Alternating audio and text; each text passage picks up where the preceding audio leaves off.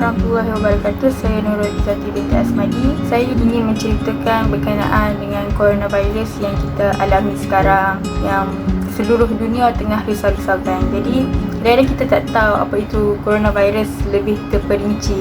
Okey, coronavirus ni adalah virus yang boleh menyebabkan jangkitan pada saluran pernafasan kita. Coronavirus ni berasal dari kota Wuhan, China. Kalau lebih terperinci lagi, dia berasal dari pasar kota Wuhan, China yang menjual haiwan-haiwan liar kat situ. Tahukah anda, coronavirus ni merupakan virus yang berukuran besar. Contoh dia, diameter virus ni berukuran 400 ke 500 mikro. Jadi untuk kita nak elak daripada kita dijangkiti, kita boleh menggunakan masker apa-apa jenis pun. Tak perlulah masker yang mahal ke apa. Jadi pakai apa-apa pun untuk menutup muka kita, InsyaAllah kita tak kena.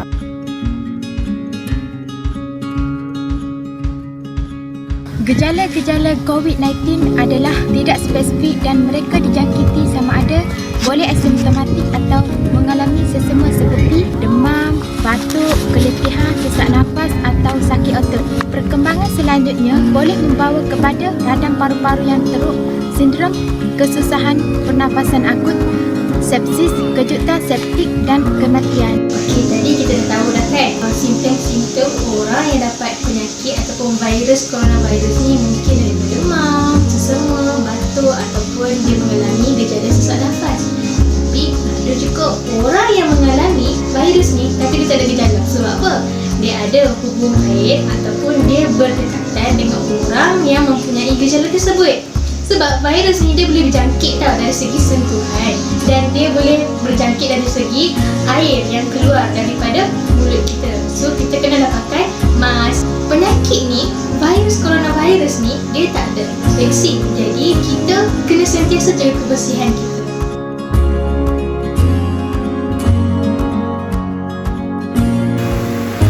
Assalamualaikum warahmatullahi wabarakatuh. Hari ini saya nak share info tentang coronavirus, pesakit yang tertinggi di seluruh dunia. Setakat hari ini, negara yang paling tinggi mencatatkan kes coronavirus adalah Amerika Syarikat, sebanyak 300,099 kes, dan bilangan kematian 12,911. Wow.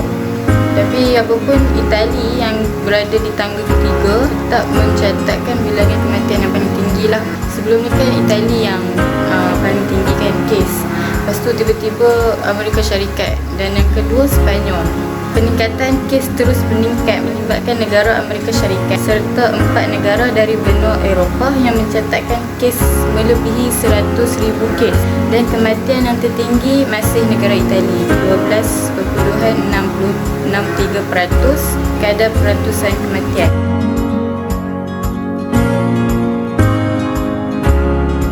COVID-19 telah dilaporkan berlaku di Malaysia, yang mana pada tarikh 27 Februari terdapat seorang pesakit positif COVID-19 yang sedang dirawat di hospital.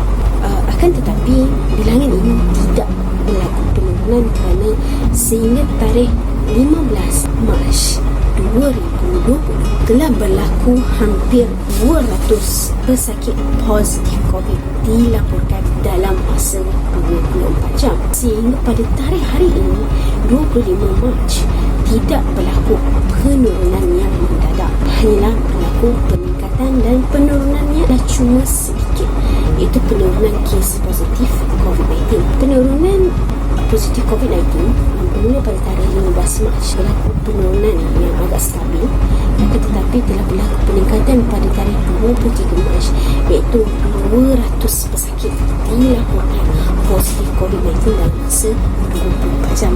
Dan pada tarikh hari ini 25 Mac 2020 telah dilaporkan sehingga jumlah pesakit COVID-19 iaitu 1,790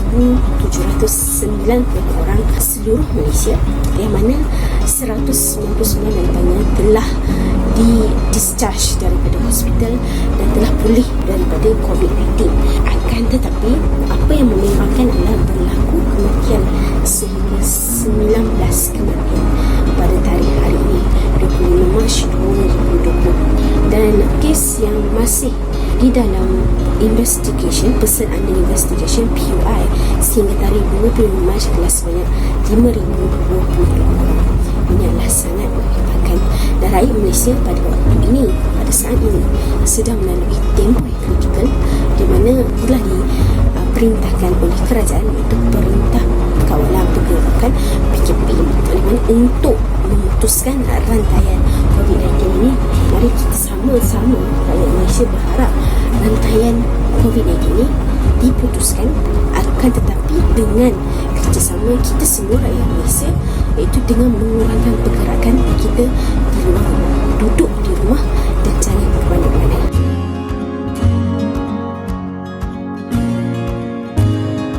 Suatu perintah kawalan pergerakan yang ditubuhkan oleh Kerajaan Persekutuan Malaysia bagi mencegah wabak COVID-19. Malaysia memulakan perintah PKP ini adalah pada tanggal 16 Mac 2020.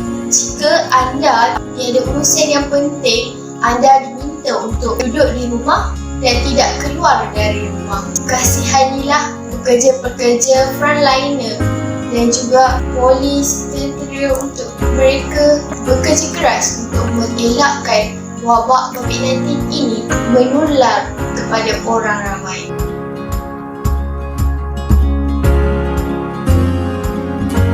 Antara langkah-langkah yang dilakukan oleh Kerajaan Malaysia untuk memastikan dan menghentikan penularan wabak COVID-19, yang pertama adalah duduk di rumah, dan antara aktiviti yang dilakukan di rumah adalah seperti berikut.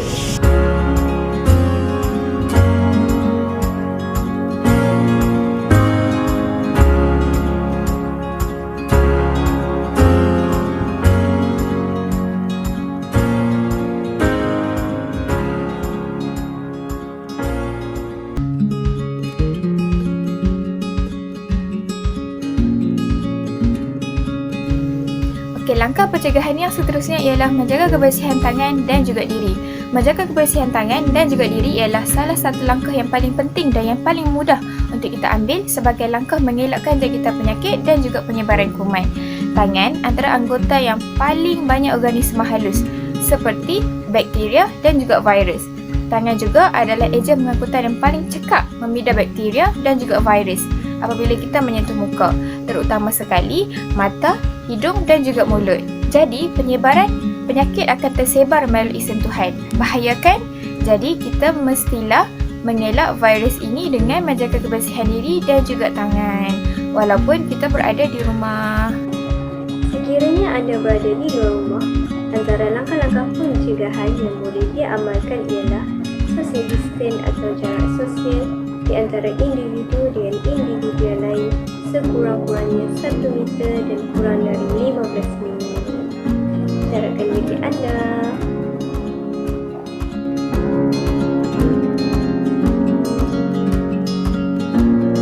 Tindakan yang perlu anda ambil sekiranya anda mempunyai gejala seperti berikut. Yang pertama, jika anda berasa tidak sihat seperti demam yang berpanjangan, batuk, sakit tekak dan mengalami kesukaran untuk bernafas, segeralah ke hospital untuk membuat saringan COVID-19.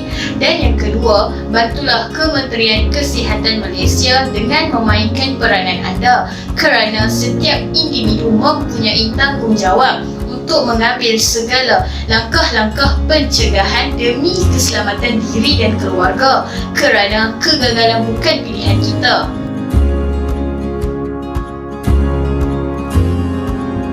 Reaksi rakyat Malaysia terhadap Perintah Kawalan Pergerakan. Yang pertama, panik buying. Selepas Perdana Menteri Malaysia mengumumkan Perintah Kawalan Pergerakan bermula 18 Mac sehingga 14 April, rakyat mula berpusu-pusu ke supermarket untuk membeli barangan keperluan harian. Hal ini kerana rakyat takut barangan keperluan tidak mencukupi sewaktu pelaksanaan Perintah Kawalan Pergerakan ini. Yang kedua, rakyat ingkar dengan arahan pemerintah. Pada hari pertama PKP dilaksanakan, masih ramai rakyat yang tidak mengikut arahan. Contohnya, kenduri kahwin masih lagi berlangsung. pergi ke tempat yang ramai seperti supermarket, pasar raya, pasar malam dan lain-lain, sehingga pihak polis terpaksa memberi amaran yang keras kepada rakyat. Yang ketiga ialah berniaga masih lagi berniaga.